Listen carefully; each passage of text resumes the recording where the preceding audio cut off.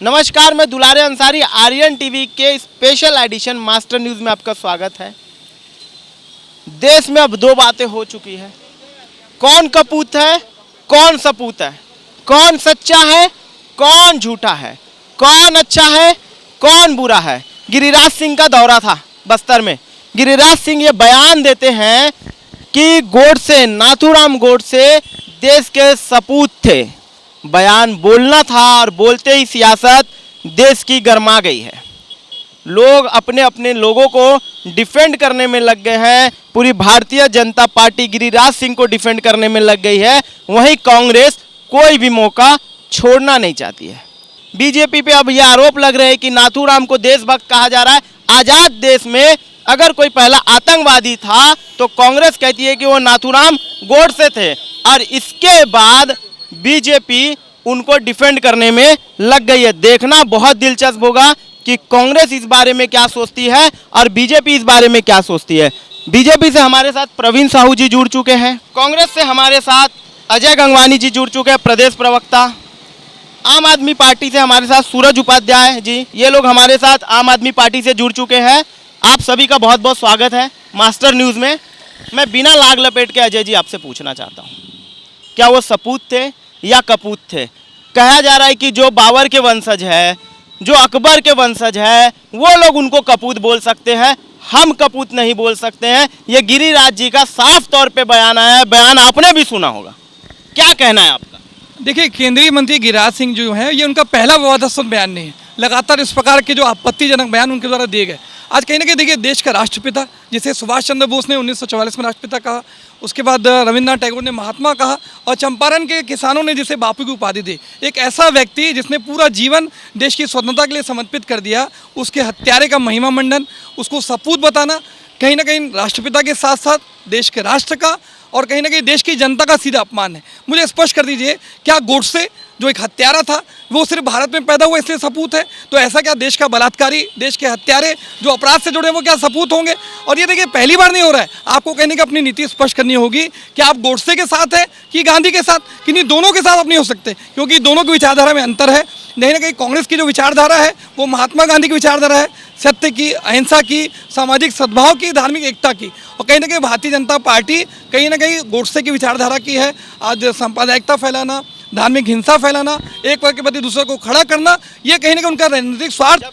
जब गोडसे जी से ये पूछा गया कि आपने ये हत्या क्यों की, तो उन्होंने कहा कि गांधी जी की जो मुसलमान है वो राजनीतिक मांगे कर रहे थे, उस मांगों का समर्थन कर रहे थे गांधी जी, इस समर्थन के लिए मैंने गोली मारी। तो क्या लगता है कि सिर्फ इतनी सी बात, क्या देश में अब मुसलमान भी पराये होने लग गए हैं, या वो आज भी उतने ही अपने हैं जितना आज़ादी से पहले अपने थे? देखिए अंसारी जी, कहीं ना कहीं देश का संविधान और कानून प्रत्येक धर्म को, चाहे वो हिंदू हो, मुस्लिम हो या क्रिश्चियन हो, सबको बराबर अधिकार और बराबर महत्व देता है। ये कहीं ना कहीं जो एक तरफा जो सोच है, ये देश के संविधान के खिलाफ है। आज क्या मुस्लिम देश में नहीं है? हर व्यक्ति का मजबूर महत्व है। आप व्यक्तिगत स्वार्थ के लिए, वोटों के ध्रुवीकरण के लिए जो राजनीति करने का प्रयास करते हैं, कभी आप 80-20 का नारा देते हैं, कभी गुजरात के दंगों को आप जस्टिफाई करते हैं, और रामनवमी के दिन देश के 10-10 राज्यों में दंगे होते हैं। ये किस बात का प्रमाण है? क्या ये उचित है? ये संविधान के साथ है? और देखिए, ये पहली बार नहीं हो रहा है। इसके पहले प्रज्ञा ठाकुर ने 2019 में कहा कि नाथूराम गोडसे राष्ट्रभक्त थे, हैं और रहेंगे। अभी कुछ दिन पूर्व बलिया की सभा में त्रिवेंद्र सिंह रावत, जो उत्तराखंड के 4 साल के मुख्यमंत्री हैं, वो गोडसे को देशभक्त बताते हैं। अमित शाह गांधी जी के लिए चतुर बनिया जैसे शब्दों का प्रयोग करते हैं। आज अनंत कुमार हेगड़े पूरे स्वतंत्रता आंदोलन गांधी जी को एक नौटंकी करार देते हैं। क्या इस प्रकार के जो बयान है, इस बात का स्पष्ट प्रमाण है ये महात्मा गांधी की विचारधारा के साथ नहीं है? और कहीं ना कहीं देखिए, मोदी जी आज अमेरिका जाते हैं, विदेश जाते हैं, आज भी उनको गांधी के देश से आए व्यक्ति बताया जाता है। आज वो पूजा करते हैं, वहाँ जाके माल्यार्पण करते हैं। तो ये दोहरा चित्र क्या है? एक तरफ आप उनका माल्यार्पण करते हैं और यहाँ के नेता आपकी लगातार उसका अपमान कर रहे हैं। आप में अगर नैतिक साहस है, क्यों कार्रवाई नहीं होती? प्रज्ञा ठाकुर आज भी सांसद है, आज त्रिवेंद्र सिंह रावत पे कोई कार्रवाई नहीं होती। आज क्या बताएंगे मोदी जी कि गिरिराज सिंह जो इस प्रकार का बयान दे रहे हैं, अपमानजनक बयान दे रहे हैं, राष्ट्रपति आपके टाइम भी कसाब ने बहुत बड़ा हमला कर दिया, ये भी आपकी भी बड़ी विफलता थी। देखिए, कहीं ना कहीं हम अगर कोई विफलता है हम उसको स्वीकार करेंगे। हमें नैतिक साहस है अपनी गलतियों को स्वीकार करने का। मोदी जी ये स्पष्ट करें, भारतीय जनता पार्टी के प्रवक्ता यहाँ मौजूद है, क्या वो गोडसे के साथ है? क्या गोडसे मुर्दाबाद कहने का उनमें नैतिक साहस है? ये गांधी की विचारधारा के साथ है कि गोडसे के साथ? ये न केवल छत्तीसगढ़ की जनता, देश की जनता जानना चाहती है। आप किसके साथ हैं? प्रवीण जी साफ तौर पे पूछ रहे, आगे आ जाइए। साफ तौर पे पूछा जा रहा है कि आप गोडसे के साथ है या गोडसे के खिलाफ है। आपके लोग बोल रहे हैं कि गोडसे सपूत है और कांग्रेस बोल रही है कि गोडसे कपूत है। क्या इस देश में पैदा होना ही सपूत कहला जाएगा?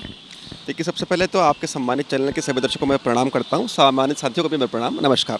देखिए, सबसे पहले तो मैं कहना चाहूँगा कि जो भी भारत भूमि पर जन्म लिया है वो कहीं ना कहीं बहुत ही गौरवशाली व्यक्ति है जो इस पावन धरा पर जन्म लिया है। और रही बात गोडसे की, तो गोडसे से पहले हम बात करते हैं आदरणीय है ना स्वर्गीय महात्मा गांधी जी की। शरीर नश्वर है लेकिन विचार और आत्मा कभी नश्वर नहीं होती है।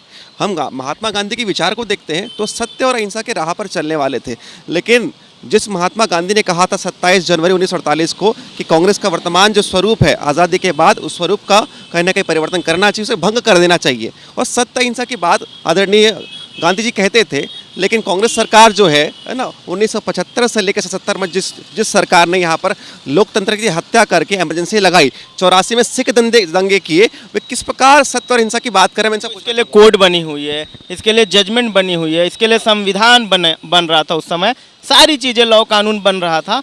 तो क्या अपने हाथ में लॉ को ले लेना, क्या इस तरीके से बीजेपी अब न्याय करेगी? देखिए, वो तो मैं इनसे पूछना चाह रहा हूँ ना कि 1975 से 77 में किसने हाई कोर्ट या सुप्रीम कोर्ट के निर्णय को नहीं माना? 84 के दंगे में सिखों की नरसंहार किसने किया? भाई आप देख लीजिए, यही जून का महीना है, 25 जून 1970 में 75 से लेकर 77 तक जो है ना, जो देश में आपातकाल लगाया गया। आपने कोर्ट की बात कही, कोर्ट की अवमानना किसने की लोग जानते हैं, मैं बताना चाहूँगा। और मैं तो बार बार ये पूछना चाहूँगा कि गांधी जी के सत्य और अहिंसा की विचारधारा से आप क्यों बार बार हट जाते हैं? मैं इनसे सीधा प्रश्न पूछता हूँ मैं। आप क्यों हट जाते हैं बार बार विचारधारा से? आपने पहले 1975 में सिख दंगे कराए, चीज़ें कराए, आप ऐसा बार बार चीज़ें ये करना, बार बार स्टैंड बदलना, बार बार अपनी स्टेटमेंट को बदलना, क्या कांग्रेस हमेशा एक स्टैंड नहीं ले सकती है? देखिए, बहुत स्पष्ट है, राहुल गांधी जी ने स्पष्ट रूप से कहा देश में दो प्रकार की विचारधारा है। एक गांधी जी की विचारधारा जो सत्य की, जो अहिंसा की, जो धार्मिक एकता की, एक सामाजिक सद्भाव। क्या चंद्रशेखर आज़ाद, सुभाष चंद्र बोस, भगत सिंह, इनका कोई योगदान नहीं रहा है? देखिए, दो अलग चीज़ों को मेरा निवेदन है अंसारी जी, आप जोड़ने का ना प्रयास करें। गांधी जी का जो सिद्धांत था सत्य और अहिंसा का, चंद्रशेखर आज़ाद, भगत सिंह, उनका भी एक अपना तरीका था। सबका उद्देश्य तो एक था कि देश को आज़ादी दिलाना है। देखिए, सबसे महत्वपूर्ण तथ्य क्या है, 1925 में आरएसएस की स्थापना हुई। 1900 गोडसे कहते हैं कि मैंने भला किया। ये मेरा निवेदन है, 1925 से 1947 22 साल के आपके संगठन ने क्या स्वतंत्रता आंदोलन में एक भूमिका निभाई? क्या आपने नाखून कटाया? यहाँ भारतीय जनता पार्टी के प्रवक्ता एक भी नेता का नाम बता दे जिसने स्वतंत्रता आंदोलन की निभाई हो? ये स्वतंत्रता का महत्व नहीं समझ सकते, इसलिए महात्मा गांधी के महत्व को नकार रहे हैं। दूसरा सबसे महत्वपूर्ण, जो संगठन 52 साल तक, आज 1950 में देश का राष्ट्रध्वज अपनाया गया, 2002 तक जो अपने मुख्यालय में राष्ट्रध्वज अपनाने के लिए स्वीकार नहीं कर सकते, वो आज देशभक्ति की बात करते हैं, राष्ट्रवाद की बात करते हैं। आज ये धर्म के नाम पे, कभी हिंदुत्व के नाम पे और कभी प्रभु श्री राम के नाम पे राजनीति करते हैं। आज हमारे प्रधानमंत्री राजीव गांधी ने राम मंदिर का शिलान्यास किया, राम मंदिर का द्वार खुलवाया, लेकिन हम राजनीति करने का, क्रेडिट लेने का प्रयास नहीं करते। ये अमित शाह का स्टेटमेंट देख लीजिए, गुजरात चुनाव में कहते हैं गुजरात के दंगे जो निभाया, आज भी जो है वो, देखिए, गुजरात के दंगों को जस्टिफाई करते हुए कहा गुजरात में ऐसा सबक सिखाया कि आज तक शांति है। मतलब आप संविधान और कानून पर भरोसा नहीं है, आप दंगों को जस्टिफाई करते हैं। रामनवमी के दिन 10-10 राज्यों में दंगे फैलाने वाले, देश के मासूम निर्दोष की हत्या करने वाले लोग और राष्ट्रवाद की बात करते हैं, प्रभु श्री राम के नाम पे राजनीति करते हैं, कभी हिंदुत्व के नाम पे करते हैं। अपने व्यक्तिगत स्वार्थ के नाम पे एक वर्ग के प्रति दूसरे को खड़ा करना, धर्म को धर्म से लड़ाना, ये कहीं ना कहीं गलत है और संविधान के खिलाफ है। आप विकास के नाम पे राजनीति क्यों नहीं करते? आप शिक्षा के नाम पे राजनीति क्यों नहीं करते? आप स्वास्थ्य के नाम पे राजनीति क्यों नहीं करते? आप भगवान श्री राम के नाम पे राजनीति करते, आप भगवान राम मंदिर के नाम पे राजनीति करते, आप हिंदू मुसलमान के नाम पे राजनीति करते। सीधा आरोप कांग्रेस आप पे लगा रही है। सारे आरोप निराधार है, हम कोई राजनीति ही नहीं करते प्रभु श्री राम के नाम पर। और सबसे पहली बात तो भाई साहब ने दोहरेपन के बात कही, दोहरेपन के बाद तो मैं इनसे पूछना चाहता हूं कि क्या महात्मा गांधी जी की कांग्रेस अलग थी और वर्तमान कांग्रेस अलग है? महात्मा गांधी जब दिवंगत हुए तो उनके अंतिम 2 शब्द क्या थे? हे राम, हे राम उनके अंतिम 2 शब्द थे। लेकिन यही कांग्रेस की सरकार थी 2007 में सुप्रीम कोर्ट में हलफनामा देके कहती है कि प्रभु श्री राम, माता सीता काल्पनिक किरदार है। तो एक तरफ जब महात्मा गांधी दिवंगत होते हैं तो अंतिम 2 शब्द कहते हैं हे राम, और 2007 में कांग्रेस सरकार कहती है कि श्री राम जी काल्पनिक सरकार है। और हमने श्री राम जी के बारे में कोई भी राजनीति नहीं की। श्री राम जी के मंदिर के बनाने के लिए पूरा प्रयास किया गया, हमने कोई राजनीति नहीं की। उन्होंने किसी के बीच में नहीं बोला था। बस मैं इनसे बाइट लेके आपकी तरफ आ रहा हूँ। आइए उपाध्याय जी, आप आइए। देखिए, ये भी राम के नाम पे राजनीति कर रहे हैं। ये भी राम के नाम पे राजनीति कर रहे हैं। आप देखिए ये कार्य कर रहे हैं, आप किसके नाम पे राजनीति करेंगे? आप गोडसे को सपूत मानते हैं या आप भी कांग्रेस की तरह उन्हें वो कपूत मानते हैं? आम आदमी पार्टी काम की राजनीति करती है। राम हमारे आराध्य हैं और हम उनको मानने का काम करते हैं। उनके नाम पर राजनीति करने का काम भाजपा और कांग्रेस का है।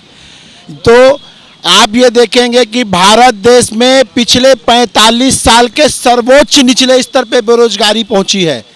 त्राही त्राही मचा हुआ है। भाजपा और कांग्रेस में इतना साहस नहीं है, नैतिक साहस, को इस पे डिबेट करें कि देश में बेरोजगारी क्यों है।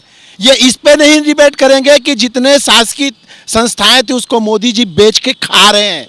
कोई 2 लोग 4 लोग हैं जो दिन दूनी रात चौगनी तरक्की कर रहे हैं और आम आदमी, देश का गरीब आदमी दिन ब दिन गरीब होता जा रहा है। तो मुद्दों की राजनीति से भटका के राम और रहीम के राम पे राजनीति करना, कांग्रेस के पास विचारों की शून्यता हो चुकी है। वो भाजपा के पिच पे जाके खेलने का काम करती है और जब जब उनके पिच पे जाके खेलने का काम करेगी तब तब बोल्ड होगी। और चौथी पास राजा का वो बेतुका मंत्री जो ये बोलता हो कि 4700 रुपया देंगे क्या। मैं गिरिराज सिंह से पूछना चाहता हूं, तुम्हारी सरकार थी क्या 3650 रुपया दे रहे थे? लटकाओगे रमन सिंह को सूली पे? अगर 2200 बोल दिए, 2500 बोल दिए, तुम दोनों को जोड़ दिए। अपने समय में क्यों नहीं जोड़ते? 15 साल की सरकार थी भाजपा की। ये 36 राज के हिसाब से यहाँ के किसानों का पैसा देंगे क्या? तो दूसरे के ऊपर वो बेतुके आदमी के सवाल को आप देश का सवाल मत बनाओ। उसका काम ही है कुछ भी बोलना। देखिए वो बोल रहे हैं कि आप दोहरी राजनीति करते हैं, आप राम के नाम पे राजनीति कर रहे हैं। आपने कोर्ट में हलफनामा दिया, खैर मुद्दा तो हमारा गोडसे का है, पर आपने हलफनामा दिया कि भगवान राम काल्पनिक है। कहाँ तक ये सत्य है? अंशुल जी मैं आपके तरफ आऊँ। सबसे पहली बात तो हम लोग अमृत महोत्सव में चल रहे हैं और अमृत महोत्सव में महापुरुषों और दैत्यासुर जैसे गोडसे का अगर तुलना हो रहा है तो भारत की बड़ी बात कह रहे हैं। सुन लीजिए, आप ये दैत्यासुर बोल रहे हैं। पूरी बात बता रहा हूँ कि क्यों वो नाथूराम गोडसे मुर्दाबाद नहीं कह सकते।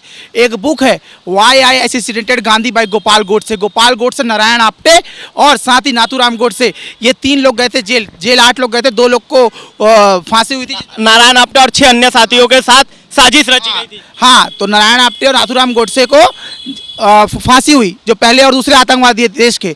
जब उनका हलफनामा शिमला हाई कोर्ट में दिखाया गया तो उनका कहना था कि मेरे विचारधारा से गांधी जी मेल नहीं खाते थे, इसलिए मैंने उनको मार दिया। गांधी जी का ही मैं बता रहा हूँ आपको, नहीं मैं आपको वही बता रहा हूँ, हाँ मैं आपको बता रहा हूँ, गांधी जी के होने से और गोडसे जैसे आतंकवादी के विचारधारा में होने से क्या अंतर है? गांधी रहेंगे तो आप प्रदर्शन करेंगे तो अहिंसा का मार्ग चुन के करेंगे। अगर ये आज हमारे सरकार के खिलाफ कुछ प्रदर्शन करते हैं ना तो अहिंसा का मार्ग लेके निकलते हैं, वरना इनके गोडसे और इनके सावरकर के अगर हिसाब से अगर चलते ना तो हर के हाथ में बंदूक होती और हर के हाथ में तलवार होती। ये गांधी और गोडसे में अंतर है। गांधी और गोडसे में एक और भी अंतर है, गांधी उन महापुरुषों का प्रतीक है जिसको नेल्सन मंडेला और विलियम जैसे लोग मानते हैं, और नाथूराम गोडसे उस आतंकवाद का प्रतीक है जो अपने घर में भेदी लंकड़ है जो हम लोग बोलते हैं। वो अगर सबसे प्रारूप होकर के किसी पे चिपकता है तो नाथूराम गोडसे पर चिपकता है। एकदम क्लियर पूछूंगा प्रवीण जी, नाथूराम गोडसे आतंकवादी है देशभक्त? एकदम क्लियर, 2 लाइन में, 1 लाइन में जवाब दे दीजिए।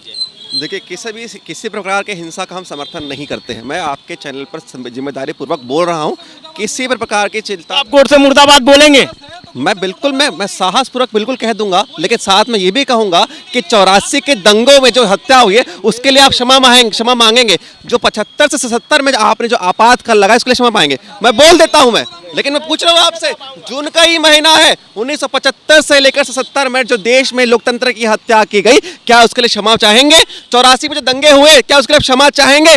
जो 26/11 में जो मुंबई में इतना बड़ा हमला हुआ, क्या उसके लिए माफी मांगेंगे? मैं आपसे सवाल पूछ रहा हूँ कि आप मुर्दाबाद या जिंदाबाद कहेंगे? देखिए डिबेट का स्तर नहीं गिराना। फिर मैं बार बार बोल रहा हूँ कि वो आपके तरफ 1 by 1 में आऊंगा, ये बोलेंगे, फिर कल आप ये बोलेंगे तो ये बीच में बोलेंगे। वही तो पूछ रहा हूँ कि आप बताइए, आप 26/11 का क्षमा मांगेंगे अंशुल जी? आप सिख दंगों के लिए माफी मांगेंगे? आप कहेंगे सारी चीजें? बताइए, आप कहेंगे? अंसारी जी, सबसे पहले तो मैं आपको नमस्कार करता हूं, आपके सारे दर्शकों को नमस्कार करता हूं। जहां क्षमा मांगने वाली बात आती है तो महोदय मैं आपको स्पष्ट कर देना चाहता हूं कि हम सब जो खड़े हुए हैं ना वो गांधीवादी वाले हैं। गांधीवादी वाले ना वो भी बोल रहे हैं कि हम गांधी को मानते हैं। सुनिए तो कंप्लीट तो होने दीजिए। गांधीवादी वाले हैं और क्षमा मांगने में हमारी छाती चौड़ी होती है, झुकने में हम बड़े होते हैं, यह हमारे संस्कार हैं, भारतीय संस्कार है। एक बात। दूसरी बात, अभी आपने एक बहुत उम्दा प्रश्न किया कि राम काल्पनिक थे।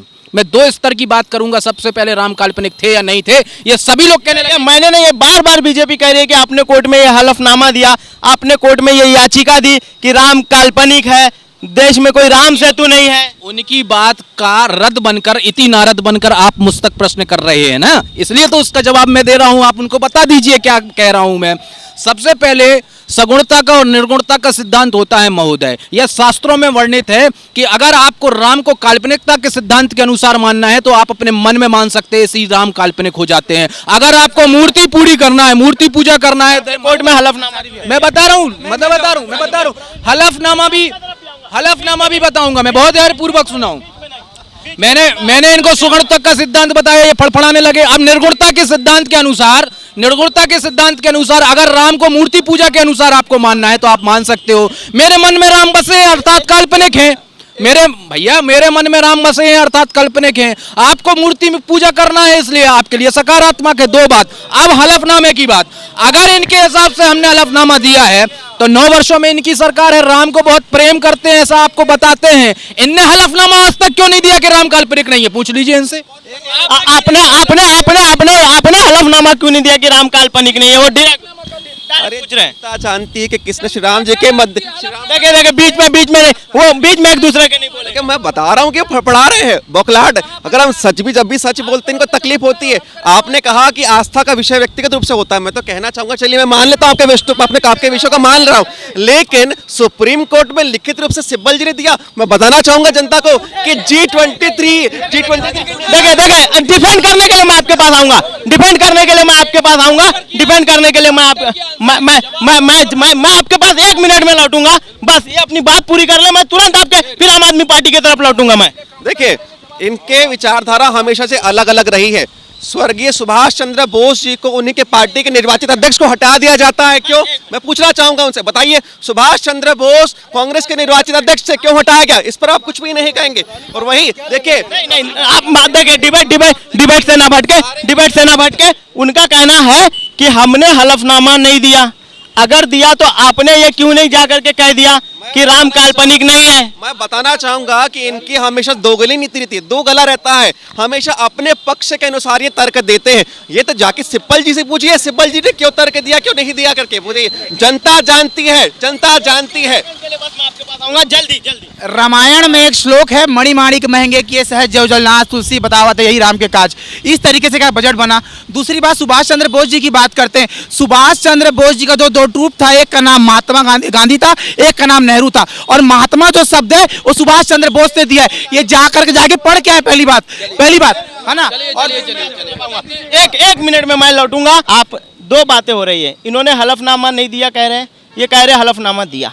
सच्चाई क्या है? साफ तौर पे आप किस तरफ है? कांग्रेस के तरफ है, बीजेपी के तरफ है? मैं दोनों के खिलाफ हूँ। हिंदुस्तान में शपथ पत्र देना इतना आसान है कि कभी भी कोई रिक्शा वाला भी शपथ पत्र देता है, और शपथ पत्र गलत होने पर 6 महीने की मात्र सजा है, कोई बड़ा भारी अपराध नहीं है। ये रामायण का दोहा हमको सुना रहे हैं। रामायण में ये भी तो लिखा है ना, सिया राम मैं सब जग जानी और करहूँ प्रणाम जोर जुग पानी। एक ही को क्यों पकड़ते हो? मेरे को लगता है दोनों पार्टी राजनीतिक वोट के उद्देश्य से देखने का चश्मा। देखिए, हम भारत में या हमारे नक्सली क्षेत्र में हमारा पुलिस का जवान दिवंगत होता है तो हम बोलते हैं शहीद हो गया, और यदि सामने वाला दिवंगत होता है तो बोलते हैं मार गिराया गया। मौत दोनों का एक है, देखने का चश्मा अलग अलग है। गोडसे और गांधी उस जमाने में दोनों एक थे। इनका वोट की राजनीति में देखने का जो तरीका है वो गलत है। इसलिए हिंदुस्तान को जातिवाद, धर्मवाद, संप्रदायवाद में, अरे राम राम बोल रहे हैं, राम कब बोलते हैं? मरते समय राम नाम सत्य है, बोला दोनों राम नाम सत्य करके। और सबको पता है, हम बता रहे हैं आपको भूल गए इसलिए याद दिला रहे हैं। आप लोग भूल गए हो।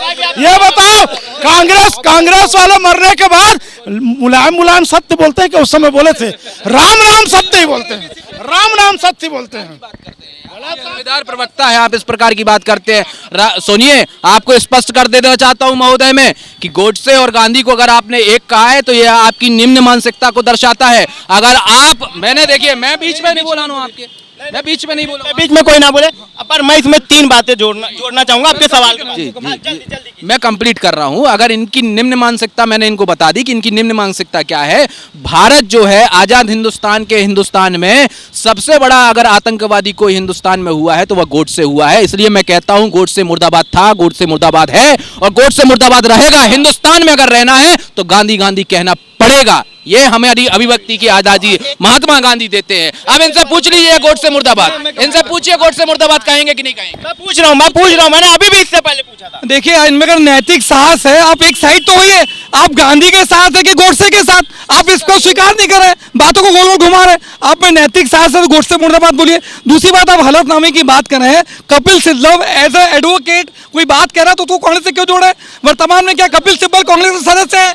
आपकी मेरी शांत हो, नहीं गलत तरीका है, इनको बोल दे शांत हो जाइए। मैं देखिए बीच में डिबेट की मर्यादा खराब ना करें। मैं सबके तरफ प्रवीण जी मैं आपके तरफ भी आऊंगा। देखिए बीच में हाँ, मैं आपके तरफ भी कंटिन्यू कर रहा हूँ। 1 मिनट रुक जाइए। आप ही के प्रवक्ता की बाइट चल रही है, बीच में बिल्कुल कोई नहीं बोलेगा। बीच में देखिए नीचे स्तर नहीं, पूरा देश देखता है, पूरा नेशनल टेलीविजन का डिबेट है, मास्टर शो स्पेशल एडिशन है।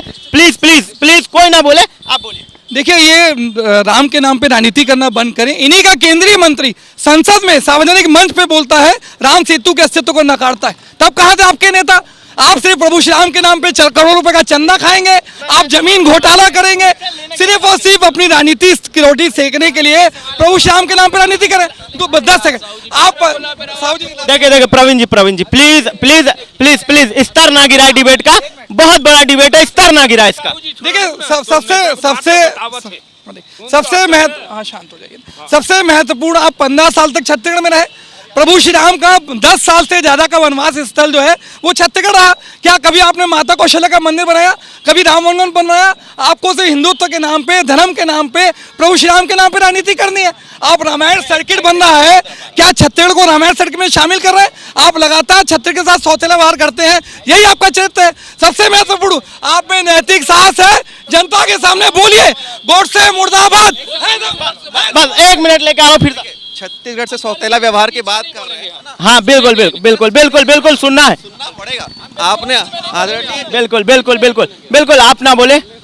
आदरणीय गंगा वानी जी ने कहा छत्तीसगढ़ के साथ। अंशुल जी ऐसे जवाब नहीं ले पाऊंगा। अंशुल जी अजय जी ऐसे जवाब नहीं ले पाऊंगा। ऐसे मैं जवाब नहीं ले पाऊंगा। लाहट दिख रही है। देखिए सौतेला व्यवहार की बात करते हैं छत्तीसगढ़ के साथ। देखिए लेकिन छत्तीसगढ़ का निर्माण करने वाले कौन है? आदरणीय अटल बिहारी वाजपेयी जी। 50 वर्षों से अधिक आपने राज किया। छत्तीसगढ़ राज्य का निर्माण करने के साहस नहीं था आप में? नैतिक साहस की बात करते हैं। किसके साथ खड़े हैं? गांधी के साथ खड़े हैं या गोडसे के साथ? छत्तीसगढ़ की बात कर रहे हैं ना, है ना? देखिए बताइए आपने छत्तीसगढ़ के राज्य का निर्माण क्यों नहीं किया? आपने केवल और केवल देखिए वो नहीं चिल्ला रहे थे। प्लीज चिल्लाए, प्लीज मैंने उनको शांत कराया था। अंशुल जी आप गांधीवादी है, प्लीज ना चिल्लाएं। ये गांधीवादी बिल्कुल नहीं है। मैं तो शुरुआत से कह रहा हूं कि कांग्रेस में 2 धड़े होते हैं। जहां सत्ता की ओर जो 2 धड़ा झुक जाता है, आकर्षित होता है, वो धड़े का विचारधारा अलग होते हैं और दूसरे धड़े की विचारधारा अलग होती है। इसीलिए इन्होंने स्वर्गीय सुभाष चंद्र बोस जी को अलग कर दिया, निर्वाचित अध्यक्ष को अलग कर दिया। और मैं तो बोल रहा हूँ ना, आप सत्य और अहिंसा की बात करते हैं, घोटाले किसके सरकार में हो जाएंगे? पूर्व प्रधानमंत्री आदरणीय स्वर्गीय राजीव गांधी ने कहा कि अगर वो केंद्र से 1 रुपया भेजते हैं तो 85 घोटाले में हो जाता है और 15 पैसा केवल हितग्राही के पास पहुंचता है। पूरा टाइम कांग्रेस और बीजेपी को दे रहे हैं। बीजेपी पीछे देख रही है, कांग्रेस चिल्ला रही है। आम आदमी पार्टी क्या चाह रही है वो आप देख नहीं रहे। अंसारी जी देखो, दोनों लोगों का बाइट ले लिया क्या है गोडसे और गांधी। गोडसे क्या था और गांधी क्या थे? एक 35 साल। आप किसके साथ है? गोडसे के साथ है कि गांधी के साथ है? साफ पूछ रहा हूँ, मैं क्लियर पूछ रहा हूँ। आप किसके साथ है? लास्ट 10 सेकंड में पूछ रहा हूँ। सुनिए आप, रैपिड फायर चलेगा, रैपिड फायर को सुनिए 1 मिनट सुनिए। आप 1940, 41, 42 आप गोडसे का स्टेटमेंट देख लीजिए। उसमें उन्होंने कहा है कि अंग्रेजों की सेना में भर्ती हो जाओ, सुभाष चंद्र बोस का विरोध करो, नहीं ये देश खा जाएगा। नहीं देखिए आप किसी को नहीं बोल सकते। अंशुल जी की मुर्दाबाद बोलिए, जिंदाबाद। आप पढ़िए उसमें। दूसरी बात, एक 70-75 साल के बुड्ढे को एक 33 साल का लड़का अगर गोली मार देता है तो इससे ज्यादा धिक्कार क्या होगा बीजेपी वालों को? डूब मरना चाहिए। मैं 70-75 साल का आदमी हूँ। देखिए बीच में मेरे को अगर 35 साल का ये लड़का गोली मार दे, ये क्या इनका वो है? ये मर दे क्या? और उसको देशभक्त कहेंगे? मैं आपको इसका भी जवाब दे रहा हूं कि लोग गोडसे मुर्दाबाद नहीं बोलेंगे, क्योंकि वीर सावरकर द्वारा कोटेड 1500 रुपए नाथूराम गोडसे को दिया गया था, जो कि ये बोल के उन्होंने एंट्री की थी। ये बहुत बड़े बड़े सवाल करते हैं कि उस समय कांग्रेस रोक सकती थी, ये बोल करके उस मीटिंग में अंदर घुसे थे। पावरफुल कोई था तो कांग्रेस था। कांग्रेस की क्या है बड़ी लूपहोल थी क्या? अच्छा, एक मिनट, आप मेरे को एक बात बताइए, अगर आप कल किसी नेता का बाइट लेने जाते हैं और ये बोलते हैं मीडिया का है, तो आपको सम्मान दिया जाता है कि नहीं जाता है? नाथूराम गोडसे ये बोल के घुसा था अंदर कि मैं मीडिया का कर्मचारी हूं, मीडिया के नाम से अंदर घुसा और उस महात्मा को मार दिया जिसके साथ पूरा भारत चला था, जिसको चर्चिल अपना गुरु मानता था, वो नेल्सन मंडेला जिसको गुरु मानता था, वो ऐसा है। देखिए, जस्टिस जीवनलाल कपूर की जो फाइनल रिपोर्ट आई है उसमें स्पष्ट रूप से कहा गया कि महात्मा गांधी की हत्या सावरकर ने ग्रुप ने की थी, और कहीं ना कहीं जो नाथूराम गोडसे आरएसएस के और हिंदू महासभा के सदस्य थे, और इनके प्रमुख जो मुख्य पत्र ऑर्गेनाइजर में स्टेटमेंट है कि जन आक्रोश के कारण जो है महात्मा गांधी की हत्या हुई। सबसे महत्वपूर्ण गोवलकर, जिनको ये सबसे महत्वपूर्ण अपना गुरु मानते हैं, उनकी किताब है बंच ऑफ थॉट्स, उसमें क्लियर लिखा कि 1200 सालों की जो हिंदुओं की गुलामी का जो कारण है वो महात्मा गांधी है। इनकी नफरत, हिंसा को मारने की प्रवृत्ति, ये इनके नेताओं के बयानों से स्पष्ट है। आपके दिल में कौन बसते हैं? महात्मा गांधी बसते हैं या गोडसे बसते हैं? एकदम क्लियर पूछ रहा हूं मैं, नो एक्सप्लेनेशन, साफ तौर पे मैं पूछ रहा हूं, पूरा देश देख रहा है। आपके दिल में गोडसे हैं या गांधी है? मैं बता दूं, मेरे देश में, मेरे दिल में भारत की जनता है। ये फिर राजनीतिक बयान दे रहे? बात तो सुनिए, राजनीति, अरे ये राजनीतिक बयान रहा है। आप लोग नहीं बोलोगे? अंशल जी, राजनीति इतनी गंदी है साहब, इन्होंने अपने आंटी शैलजा को गेरुआ वस्त्र पहना दिया वोट के कारण, साध्वी जैसे दिख रही है। मैं आपसे क्या पूछ रहा हूँ? मैं डायरेक्ट पूछ रहा हूँ, आपके दिल में कैमरा, इनके दिल की तरफ कैमरा किया जाए बार-बार। विनोद जी, आप हमको बोलने दीजिए।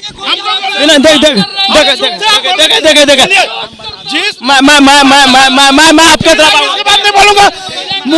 देखिए एक मिनट मुझको ऐसा लग रहा है कि महात्मा गांधी और सुभाष चंद्र बोस प्रधानमंत्री बन जाते, इसलिए उस समय के नेता चाहिए।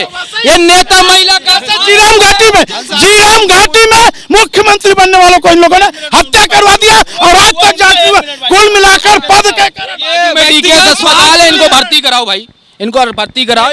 स्टार नहीं गिराना, वो बात देखे। अरे किस प्रकार की बात कर रहे हैं? एक महिला का अपमान कर रहे हैं। अगर कोई महिला गेरुआ वस्त्र पहनती है, गेरुआ का मतलब समझते हैं आप? जब बीच में मत बोलिए आप, बीच में मत बोलिए आप महिला का अपमान करते हैं। अगर अंशल जी पहले झाजी वो अपनी बात रख रहे हैं। उनको आजाद भारत में, एक मिनट रुक जाइए, उनको आजाद भारत में हर चीज बोलने का अधिकार है। पूरा देश देख रहा है इस चीज को। अगर आप विरोध, मैं ऐसे आजाद भारत में भी रहता हूं जिसमें महिला को सर्वोपरि रखा जाता है और उनका सम्मान किया जाता है और देवी समझा जाता है। यह व्यक्ति विशेष कह रहा है कि महिला के लिए गेरुआ वस्त्र पहना दिया है। गेरुआ वस्त्र का मतलब समझते हैं कि ये लोग पाखंडी लोग? एक मिनट, बीच में ना बोले, मैं आपके बात झाजी विजय झाजी कराओ, ये बचेंगे नहीं। अंशल जी भर्ती कराओ। कमर से गुजर रहे ऐसे लोग जो व्यक्तिगत स्वार्थ के लिए सुनिए, गेरुआ का मतलब ये होता है जब इंसान की चिता जलती है तो उसमें से गेरुआ रंग निकलता है। इस प्रकार के देखिए, आप बोल रहे हैं गोडसे या गांधी, कौन बसता है आपके दिल में? मैं हिंदू है। मैं शांत एक मिनट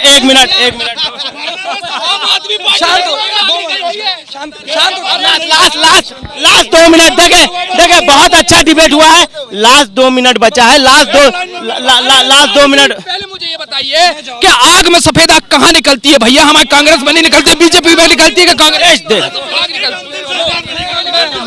मैं 10 सेकंड यार, इनकी मानसिक स्थिति ठीक नहीं है। नहीं, 2 मिनट यार, 2 मिनट। देखिए बीच में झाजी विजय झाजी बीच में ना बोले। देखिए, ये झा जी कर्मचारी नेता है। आज व्यक्तिगत स्वार्थ के लिए आप पार्टी में शामिल हो गए। और ये क्या, ये महिलाओं का कैमरा उनके तरफ कीजिए। नहीं नहीं, हाथ नहीं पकड़िए। आम आदमी का 70 साल का नौजवान ऐसा होता तो नौजवान कैसा होगा?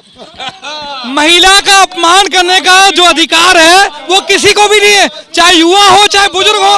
क्या महिला को गेरुआ वस्त्र पहनने का अधिकार नहीं है? ये सीधा सीधा हमारे नेता पे गेरुआ वस्त्र की बात करते हैं, यही क्या चरित्र है ये? अब अगर भारत माता की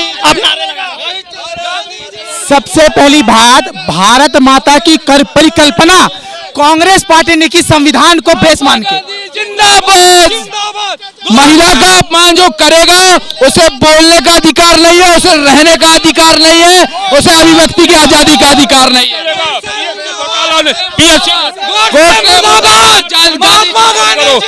महात्मा गांधी जिंदाबाद जिंदाबाद।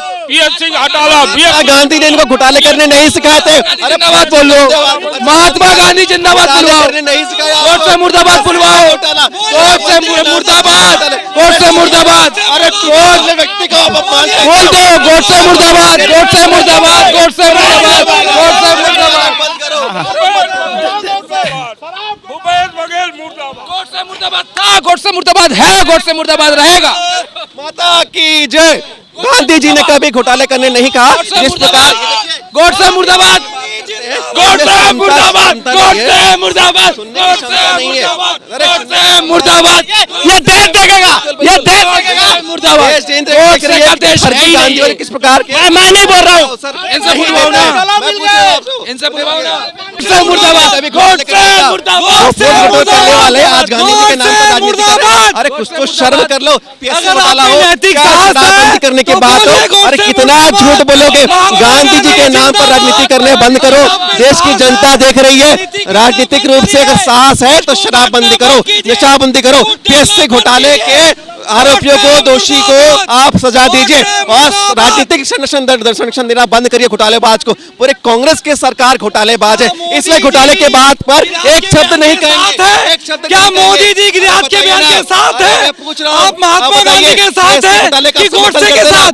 ये क्षत्रिय जनता, देश की बस देख सकते हैं कि किस तरीके से गोडसे या आप बोलवा लीजिए, आप बोलिए ना, गोडसे घर जाइए। नहीं, मेरा मैंने सवाल किया। आप देख सकते हैं कि किस तरीके से गोडसे और गांधी को लेकर के जंग छिड़ा हुआ है, बाबर को लेकर जंग छिड़ा हुआ है। देख सकते हैं कि किस तरीके से गोडसे मुर्दाबाद, गांधी जिंदाबाद ये नारे लग रहे हैं। ये नारे कहां तक जाएंगे और ये राजनीति कहां तक जाएगी, ये देखना बहुत अहम हो जाएगा। तमाम बड़ी खबरों के लिए देखना ना भूलिए आर्यन न्यूज़।